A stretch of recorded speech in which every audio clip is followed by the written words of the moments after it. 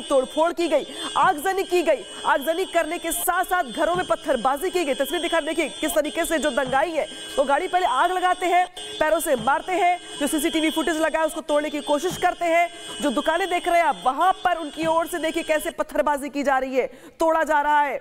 जो दुकान के बाहर सामान है उसको तोड़ फोड़ करके नुकसान पहुंचाया जा रहा है, गाड़ियों में आग लगाई जा रही है। तो देखिए जो उपद्रवी है उनकी संख्या देखिए आप, उनके चेहरे देखिए, क्योंकि कुछ उपद्रवियों ने यहाँ पर चेहरे पर कपड़ा बांध रखा है तो कुछ के चेहरे साफ साफ दिखाई दे रहे हैं। और इनकी ओर से जानबूझकर जो दुकान देख रहे हैं आप, दुकान को नुकसान पहुंचाया जा रहा है, पत्थरबाजी की जा रही है और जो दुकान के बाहर सामान रखा हुआ है उसमें तोड़फोड़ की जा रही है। इनकी संख्या देखिए, इनके चेहरे देखिए।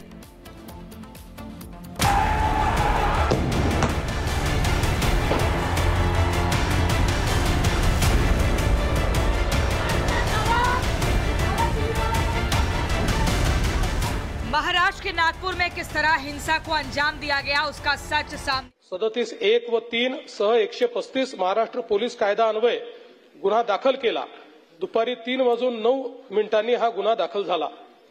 यानंतर सायंकाळी एक अफवा अशी पसरवली गेली की सकाळच्या आंदोलनात जी प्रतिकात्मक कबर जाळली त्याच्या कापडावर धार्मिक मजकूर होता। अत्तरोळमधील नमाज आटोपून 200 ते 250 चा जमाव हा त्या ठिकाणी तयार झाला आणि नारे देऊ लागला।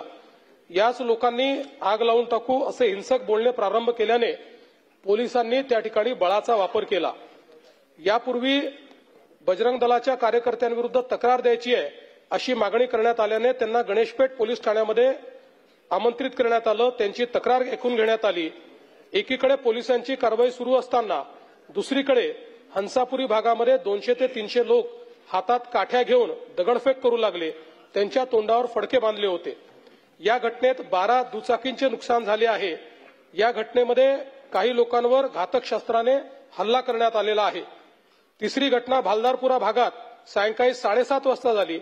80 ते 100 लोकांचा जमाव तिथे होता। तिथे त्यांनी पोलिसांवर हल्ला केला, त्यामुळे अश्रुधूर व सौम्य बळाचा वापर करावा लागला। या घटनेत एक क्रेन, 2 जेसीबी व काही 4 चाकी वाहने ही जाळण्यात आली। या संपूर्ण घटनेमध्ये 33 पोलीस जखमी झाले आहेत, ज्यामध्ये 3 उपायुक्त दर्जाचे पोलीस आहेत। त्यातल्या एका पोलीस उपायुक्तावर कुऱ्हाडीने त्या ठिकाणी हल्ला करण्यात आलेला आहे। एकूण 5 नागरिक जखमी झालेले आहेत। तिघांना उपचार करून सोडले आहेत। 2 रुग्णालयात आहेत, यातला एक आयसीयूत आहे। एकूण 3 गुन्हे गणेशपेठ पोलीस ठाण्यात दाखल झाले आहेत। तहसील पोलीस ठाण्यात 2 गुन्हे दाखल करण्याची प्रक्रिया सुरू आहे। असे एकूण 5 गुन्हे आहेत। 11 पोलीस ठाण्याच्या हद्दीत संचारबंदी लागू करण्यात आलेली आहे।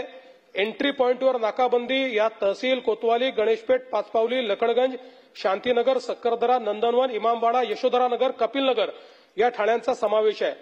एसआरपीएफच्या 5 तुकड्या या ठिकाणी तैनात करण्यात आलेल्या आहेत। राज्याच्या पोलीस महासंचालकांनी सर्व सीपीएसपी यांची व्हीसी घेऊन राज्यभर कायदा आणि सुव्यवस्था राखण्याचे निर्देश दिलेले आहेत। अध्यक्ष महोदय, एकूणच याच्यामध्ये जर आपण बघितलं तर सकाळची एक घटना घडल्यानंतर मध्यंतरीच्या काळामध्ये पूर्णपणे शांतता होती, पण त्यानंतर मात्र संध्याकाळी काही लोकांनी जाणीवपूर्वक अशा प्रकारचा हल्ला केल्याचं या ठिकाणी लक्षात येत आहे। याचं कारण जवळपास एक ट्रॉली भरून त्या ठिकाणी दगड मिळालेले आहेत आणि काही लोकांनी जमा करून ठेवलेले दगड, वरती जमा करून ठेवलेले दगड हे आपल्याला पाहायला मिळाले।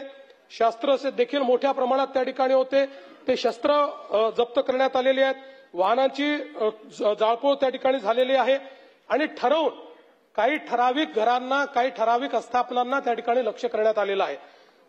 3 डीसीपी लेवलचे लोक या ठिकाणी जखमी झालेले आहेत आणि जसं मी सांगितलं की यातल्या एका डीसीपीवर तर थेट कुऱ्हाडीने वार हा त्या ठिकाणी करण्यात आलेला आहे। त्यामुळे निश्चितपणे याच्यामध्ये काही ना काही एक प्रकारे काही लोकांचा सुनियोजित पॅटर्न हा देखील त्या ठिकाणी दिसतो आहे। अशा लोकांना त्या ठिकाणी त्यांच्यावर कारवाई ही केलीच जाईल। कुठल्याही परिस्थितीमध्ये कायदा आणि सुव्यवस्था हाती घेण्याची कोणालाही परवानगी या ठिकाणी देण्यात येणार नाही। आणि मी एक गोष्ट स्पष्टपणे सांगतो, पोलिसांवर ज्यांनी हल्ला केला असेल त्यांना काय झालं तरी सोडलं जाणार